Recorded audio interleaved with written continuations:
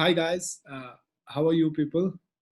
So today we are going to do uh, another chapter in biology, and this chapter is kind of pretty important for the all the state public service commission uh, as well as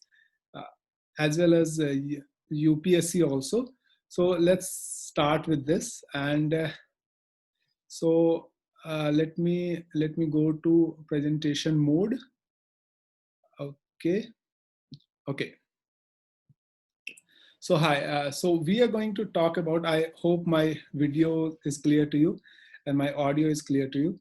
So we are going to talk about, actually we are talking about uh, nutrition in plant. So first let me go to this pen tool. Okay.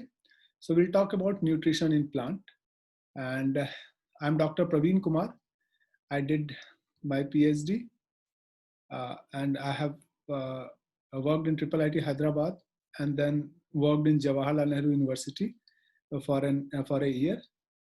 So let's start with nutrition in plants. So first question arises in everyone's mind: is food is necessary or not? Obviously, pretty easy question, right? Food is obviously necessary. If how can it will be not necessary at all? So So, what foods actually give us carbohydrate, protein, fats, vitamins, and minerals?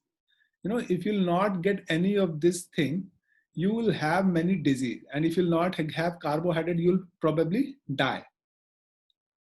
So, and we'll talk about what can happen when you have protein deficiency, what can happen when we have vitamin deficiency, and what will happen when we have mineral deficiency in the coming class. But the point of this slide is we all need food, and food is kind of important uh, for survival. And the next question can be, how do we get food? Like, how do we get food? So pretty easy. Like, we mostly get food from plant, and those who are vegetarian, they are mostly dependent on the plant. But those who eat are non-vegetarian, I mean those who eat uh, chicken, mutton and all, so they also uh, depend on other animals like chicken, mutton, etc. But remember this fact: these animals which we eat itself is dependent on the plant. So we should know this distinction. We directly or indirectly we are dependent on the plant for our food consumption. Okay, so let's move to the next slide. Okay, so this slide you see, look, as I have told you, all organisms require food, either plant, animal, everyone require food, you know, and but only plant can make their food, like this plant which is making their food, which makes their food, and also this is the byproduct of food. These mangoes are actually byproduct of food, which we actually eat, and we survive, right? Like wheat is the byproduct of the tree, and we eat then survive. Like, so plant can make their own food, okay, and animal including human cannot create your own food. Like, we cannot create our own food, and hence indirectly animal and plant, directly or indirectly, humans and animals are dependent on the plant. So it's not a tough thing. We all are dependent on the plant for our survival. So let us talk about mode of nutrition in plant. Like, we are talking in this lecture, mostly we'll talk about mode of nutrition in plant, like plant, how plant create their own food and etc. So one thing is that plant is certainly can create their own food. So that process is known as autotrophic. Okay, autotrophic. Auto means self. So they can make their own food. That is why they are known as autotrophic.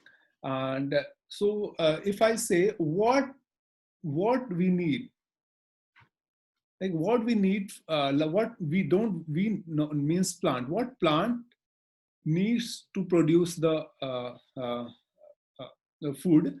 obviously, if you see they need actually three things: water, which they actually get from ground, okay, and carbon dioxide, which they get from air, and mineral, which also they get from water. Like minerals which are soluble in water, they actually get these minerals. They actually get from water, which is actually in the ground or soil. Okay, so plant can create their own food, and one most important thing they want is sunlight. We should never forget sunlight, which we'll deal in the next slide. Okay, so this is like you can ask this question, like if in BPSC they ask you, so you should remember autotrophic means you should have four conditions: sunlight, water, carbon dioxide, and minerals. Let's move to the other slide and let's talk about, but animal cannot make their food, right? We have told, I have told animal cannot make their food. We are human beings are mostly dependent on the plant as well as other animals. The animals which we eat is actually dependent on the plant itself. Okay, so that's why we are known as heterotrophs. Hetero means other, means we are dependent on the other. We cannot make their own food. So now we plant is able to form the food, but question is how plant forms the food. This is the basic question you should ask the plant: how plant is actually making the food. Plant is actually how plant is actually making the food. So to understand this, we'll move to the next slide. And that process is known as photosynthesis. We should know that there's a process called photosynthesis, and photosynthesis is nothing but food making process of plant. Okay, so we'll deal about photosynthesis now. Okay, let me do one thing. Yes, now it's fine. Okay, so if I say photosynthesis happens where this photosynthesis happens, so answer will be leaves. So leaves is actually food factory of the plant, where all the photosynthesis is happening, where all the food production is happening. So we need actually plant needed four things which we have already told. One thing is water, mineral, which plant absorb from soil, and actually we have root. Plant have root, and that plant actually transport that root actually transport this water and mineral from root to leaf. Okay, and carbon dioxide is taken from air. Okay, and these leaves actually get carbon dioxide from air. So you can ask me how. So we'll talk about how in the next slide. So the main focus is leaves actually is the food factory. If in question they ask which is the food factory of uh, a plant, the answer will be leaves. Okay, so let's move to this. So first question is how this plant takes carbon dioxide. So if you see if you see this leaf, okay, and if you see leaves closely, you will realize there is something called, if you see this portion of leaf from in a microscope, you will realize leaf is like this, like individual leaf. There's a small pore. There's a small pore. Okay, and that pore is actually guarded by guard shell. You should know this thing. Okay, this is not that important. Vacuole and cell wall, stomata, nucleus. These things are there. But other important thing, there is something called chloroplast, which we talked in the last class itself. Chloroplast, which is present in the leaf. Chloroplast is present in the leaf, which actually helps in the synthesis of food. Okay, we'll talk about chloroplast in next session, but we have already talked about chloroplast in the previous class. So please go through my videos. Okay, so there is a pore, and this pore opens only during the daytime. Remember this thing, daytime. Look, from pore, there's lots of water is wasted. That process is known as transpiration, which we'll talk in next class or something like that. But we should know lots of water is also wasted from this pore. So now, and obviously because this pore is closed during the night time, you can see this this photo, this second situation when the guard cell is actually stretched. It is stretched like this, and that's why the pore is closed. But the main point is there is a pore, which is actually, the pore has a name that is known as stomata. Pore has a name which is known as stomata. And we should know that we get water because for the synthesis of sugar or food, we need, plant needs water, and water comes from soil, right? Water and minerals actually come from soil. So actually, if you see this is, if this is your root, and if this is your stem, and this is your leaves and all, so there is a small vessel.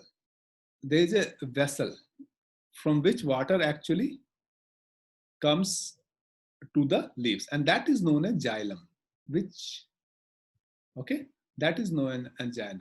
And when the food, when the leaves prepare the food, the food actually moves downward by something called a vessel called phloem. So we should know this xylem and phloem also. Okay, so I hope this is clear to you.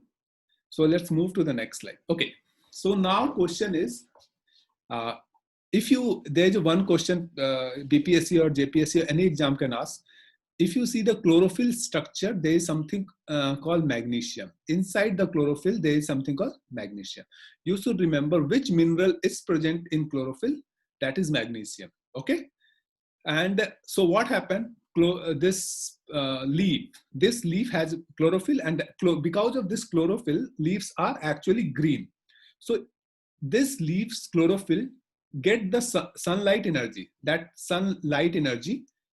So it takes the sunlight energy and it takes carbon dioxide from your environment, takes water from the root or from phloem, and it creates something called energy.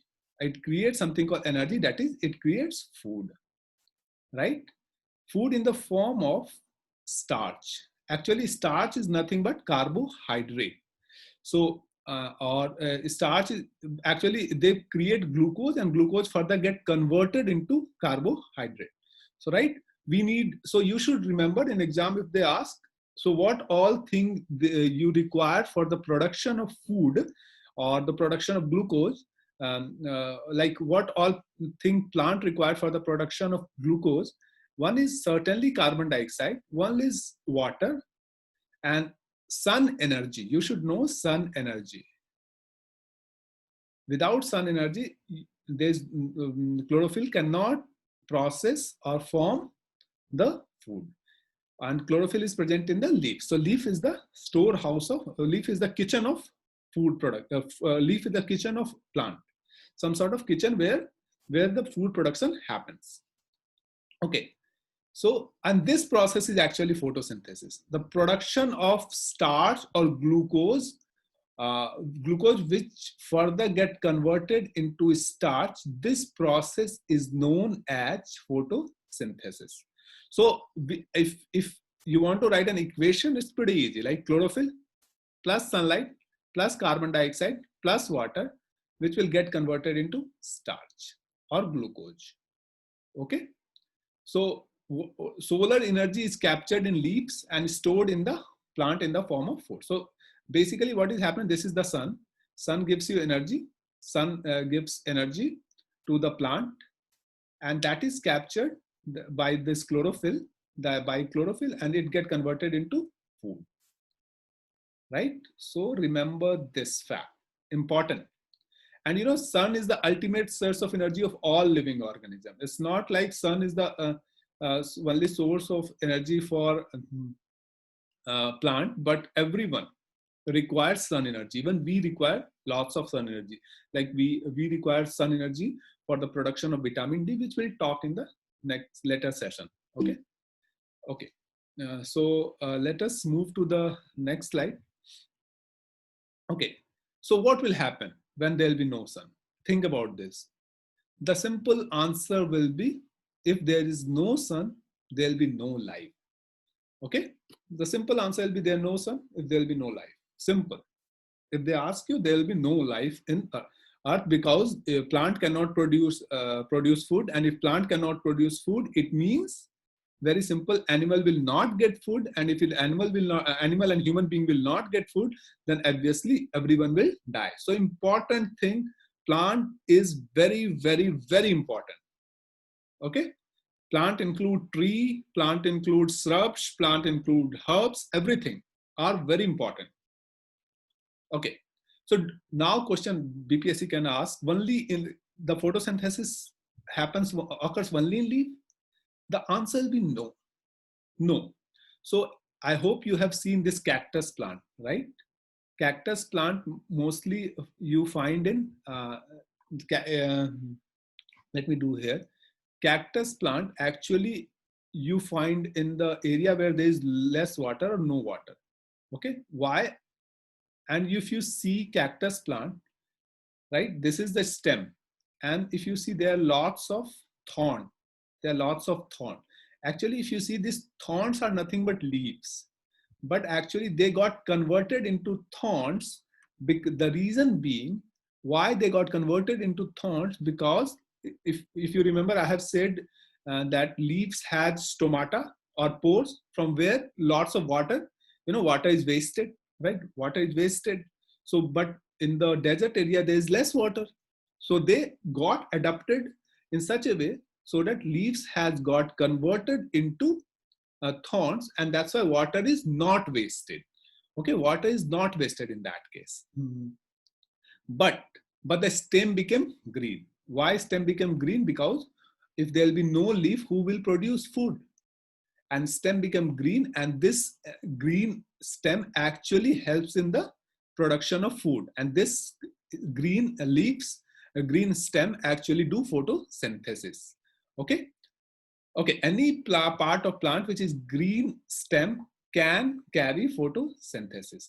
Okay, so if BPSC or JPSC or any state public service commission exam asks you this question, that photosynthesis happens only in leaves, no. Answer will be no. Photosynthesis can happen in the stem also. Okay, any green part of the plant, photosynthesis can happen.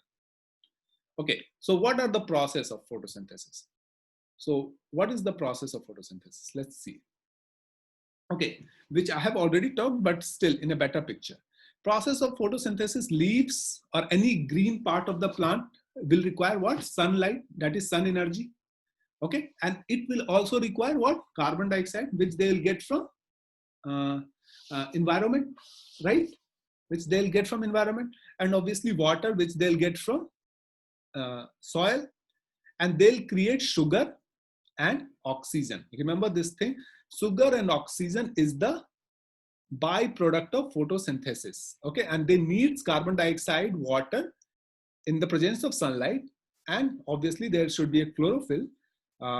And I have this is the good question for you. Chlorophyll is single membrane organelle or double membrane organelle. Just check my previous video. Okay, and then they produce glucose which further get converted into starch and oxygen, which so think about this. We are getting food from plant, we are getting oxygen from plant, so we all are dependent on the plant.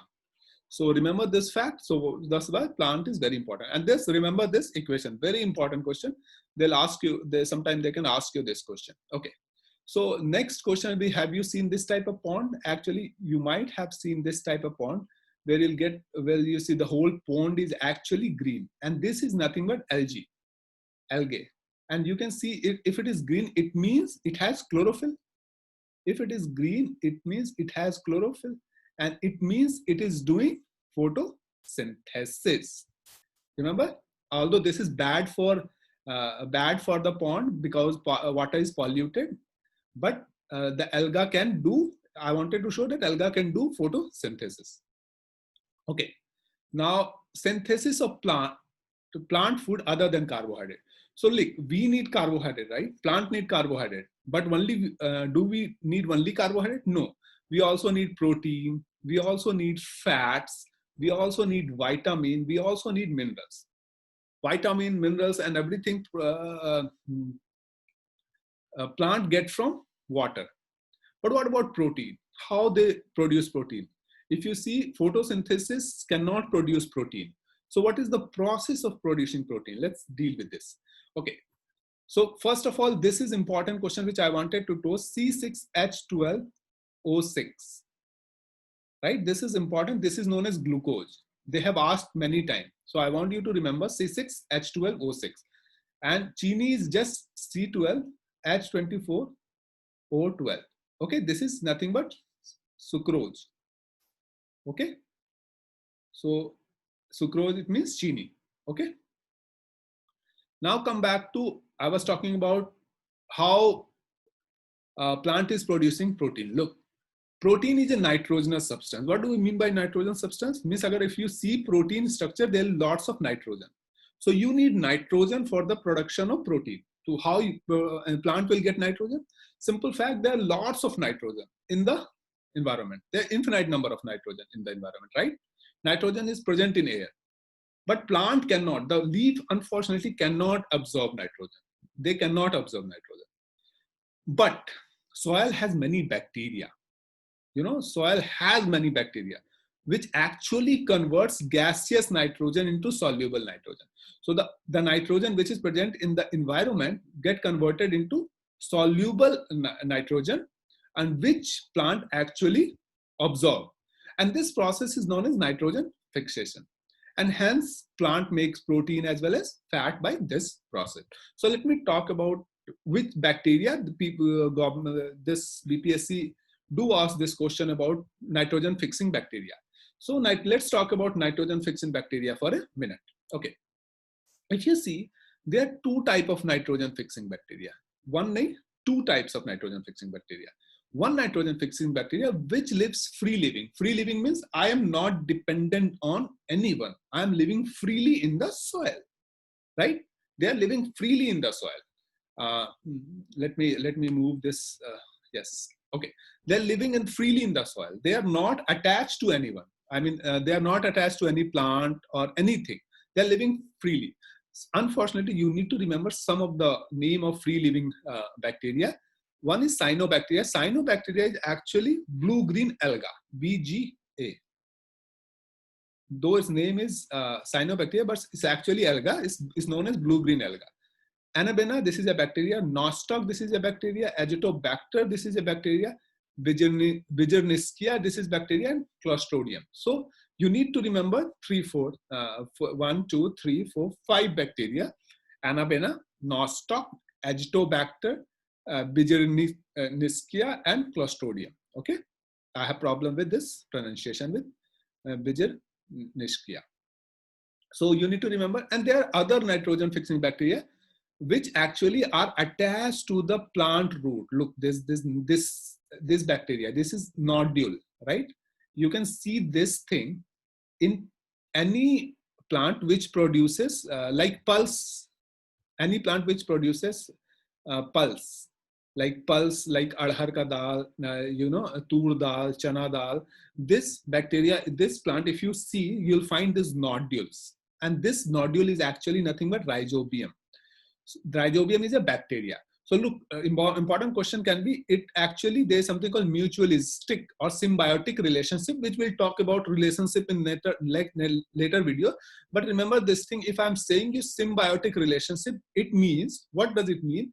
It means that this bacteria is helping the plant to form protein, that is this bacteria is giving nitrogen to the plant, and bacteria is getting food from the plant. So both of them are beneficial. Both of them get something.